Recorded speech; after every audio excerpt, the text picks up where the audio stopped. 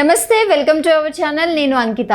రీసెంట్గా కేటీఆర్ ఢిల్లీలో మీడియాతో మాట్లాడుతూ వైఎస్ఆర్సీపీ చేసిన అన్ని సంక్షేమ పథకాలు ఏ ప్రభుత్వాలు చేయలేదని, ఆయన ఓడిపోవడం ఆశ్చర్యానికి గురి చేసింది అనేసి ఆయనైతే అన్నారు. అలాగే వైఎస్ఆర్ షర్మిలాని ఒక పావుగా ఉపయోగించుకుంటున్నారని కేటీఆర్ అన్నారు. అయితే ఈ విషయంపై నాతో పాటు డిస్కస్ చేయడానికి సీనియర్ జర్నలిస్ట్ జగదేవ్ గారు అయితే ఉన్నారు. సో ఆయన అడిగి మరిన్ని విషయాలు తెలుసుకుందాం. నమస్తే సార్. నమస్తే సార్. అయితే ఇప్పుడు చూస్తే కేటీఆర్ రీసెంట్గా ఢిల్లీ నుంచి మీడియాతో అయితే సమావేశం అయ్యారు. సో అక్కడ ఏమైతే చెప్పారంటే, ఇప్పుడు వైఎస్ జగన్మోహన్ రెడ్డి చేసిన అన్ని సంక్షేమ పథకాలు ఏ ప్రభుత్వం చేయలేదు. సో అసలు ఆయన ఓడిపోవడం ఆయన్నే కాదు, అనేక మందిని ఆశ్చర్యపరిచింది అనేసి అంటున్నారు. సో దీనిపైన మీరేమంటారు? కేటీఆర్ గారు ఈ విధంగా స్పందించడానికి చాలా కారణాలు ఉండొచ్చు. కాకపోతే జగన్మోహన్ రెడ్డి గారు ఓన్లీ పథకాలే చేశారు. అది అందరూ దానివల్లే కదా మెయిన్ ప్రాబ్లం అయింది కూడా. అందరూ సంక్షేమ పథకాలు ఓకే, బట్ కూర్చుని తింటే కొండలైనా కరుగుతాయి అంటారు. సంక్షేమ పథకాలు ఇచ్చారు, బాగుంది, కొన్ని బాగున్నాయి, కొన్ని ఊరికే ప్రజల్ని సోమరిపోతులా తయారు చేసే పథకాలు కూడా కొన్ని ఉన్నాయి, కొన్ని మంచివి ఉన్నాయి. అయితే ఇక్కడ అన్నీ ఇచ్చినా కూడా ఎందుకు అంత ఘోర పరాభవం అయింది అనేది క్వశ్చన్. సో అది అందరికీ తెలిసిందే. మళ్ళీ కేటీఆర్ గారు ఈ విధంగా లేవనెత్తడానికి కారణాలు చాలా ఉండొచ్చు. ఒకటి, కేసీఆర్ గారు టీఆర్ఎస్ కానీ వైసీపీ కానీ రెండు మంచి మిత్రులు. అందుకే మొన్న ఎలక్షన్స్, తెలంగాణలో ఎలక్షన్స్ పోలింగ్ ముందు రోజు కూడా నాగార్జున సాగర్ దగ్గర పెద్ద హల్చల్ చేశారు.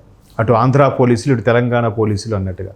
అంటే ఊరికే మనుషుల్ని మభ్య పెట్టడానికి, ఓటర్లని ఇంకేదో తబ్బిబ్బు చేయడానికి అట్లా చేశారు అనే ఒక విమర్శ అయితే ఉంది. మేబీ ఆ పరంగా చేసుంటారు.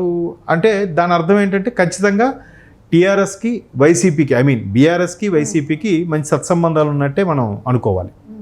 అండ్ మోర్ ఓవర్, వాళ్ళు ఓడిపోయిన తర్వాత వాళ్ళు కూడా ఎందుకు మేము మంచి పనులే చేశాం కదా, ఎందుకు ఓడిపోయాము అనేది ఎక్కడ కూడా కేటీఆర్ గారు ప్రశ్నించలేదు. బట్ పక్క రాష్ట్రానికి సంబంధించి జగన్మోహన్ రెడ్డి గారు ఇన్ని మంచి సంక్షేమ పథకాలు చేసినా కూడా ఓడిపోయారు అని అంటే ఇది ఒక కొత్త రకం ఎత్తుగడ అని అనిపిస్తుంది. ఎందుకు కొత్త రకం ఎత్తుగడ అనిపిస్తుందంటే, చంద్రబాబు నాయుడు గారు ముఖ్యమంత్రి అయిన తర్వాత రీసెంట్గా రేవంత్ రెడ్డి గారిని ఇక్కడ అధికారికంగా ఒక ముఖ్యమంత్రి స్థాయిలో వచ్చి కలుసుకున్నారు. ఎందుకు కలుసుకున్నారు? రాష్ట్ర ప్రయోజనాల దృష్ట్యా, శాఖాపరమైన బైఫికేషన్స్ ఏవైతే ఇంకా మిగిలిపోయాయో వాటి గురించి, కొన్ని ప్రభుత్వ ఉమ్మడి ఆస్తులకు సంబంధించి ఎప్పటి నుంచో 10 ఏళ్ళుగా మిగిలిపోయిన పెండింగ్ వర్క్స్ అన్ని కూడా చర్చించుకోవడానికి కోసం వచ్చారు.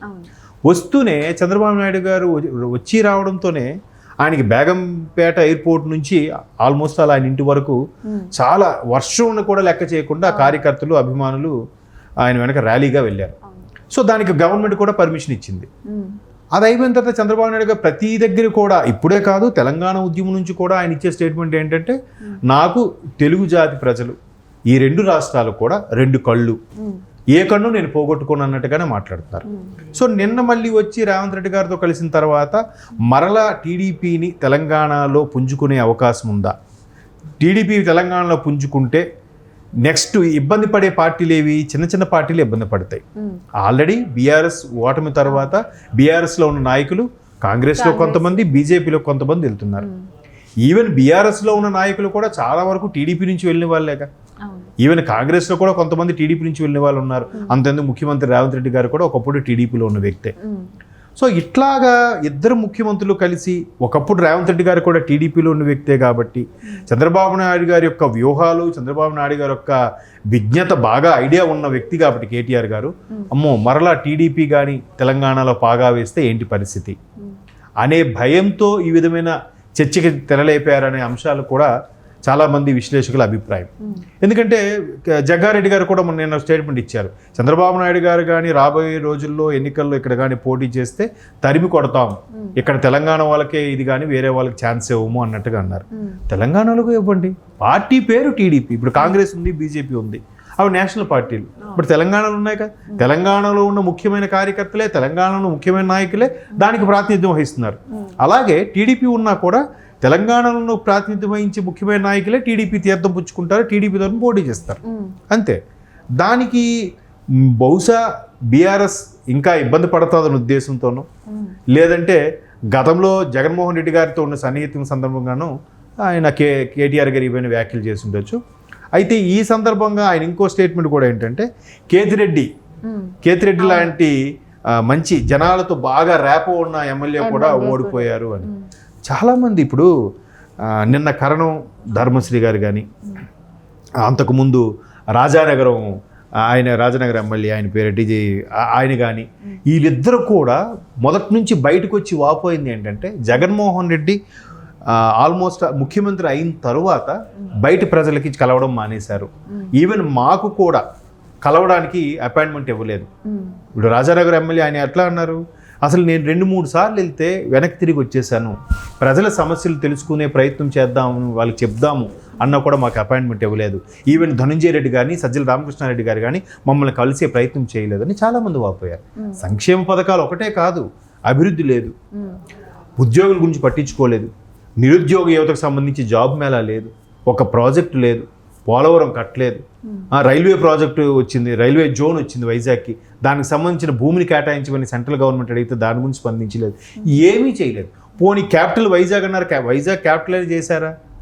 ఒక ప్యాలెస్ వరకు కట్టారు, అది కూడా ఓపెన్ అవ్వలేదు, గవర్నమెంట్ మారిపోయింది. ఏంటి అసలు వాళ్ళ ఉద్దేశం ఏంటి? 3 క్యాపిటల్ అన్నారు, చేయలేదు. ఒక అభివృద్ధి లేదు, ప్రాజెక్ట్ లేదు, ఏమీ లేదు, కేవలం సంక్షేమ పథకాలు ఇస్తూ పోతే ఇంక నెక్స్ట్ అభివృద్ధి ఏంటి, నెక్స్ట్ మనుగడ ఏంటి? ప్రజలు ఎలాగ ఆధారపడాలి? రేట్లు చూస్తే ఆఫ్టర్ కరోనా ప్రతిది కూడా 60% పెరిగిపోయింది. ఈవెన్ కూరగాయలు, ఉల్లిపాయలు అప్పటి నుంచి కూడా పెద్ద పెద్ద వాటికి ఇంకా బంగారం భూమి ధరలు అంటే ఇంకా చెప్పక్కర్లేదు, రెట్టింపు సంఖ్యలో పెరిగిపోయాయి. సో ఇట్లాంటి పరిస్థితుల్లో సామాన్యుడి యొక్క మనుగడ ఎట్లా అనేది ఆలోచన ఉండాలి కదా. అవేం లేదు, ఎంతసేపు నీకు ఇస్తానరా కూర్చొని తినరా అంటే, కూర్చొని తింటే కొండలైనా కరుగుతాయి కదా. ఇప్పటికే చాలా అప్పులు చేశారు, ఇంకెట్లా అవుద్ది?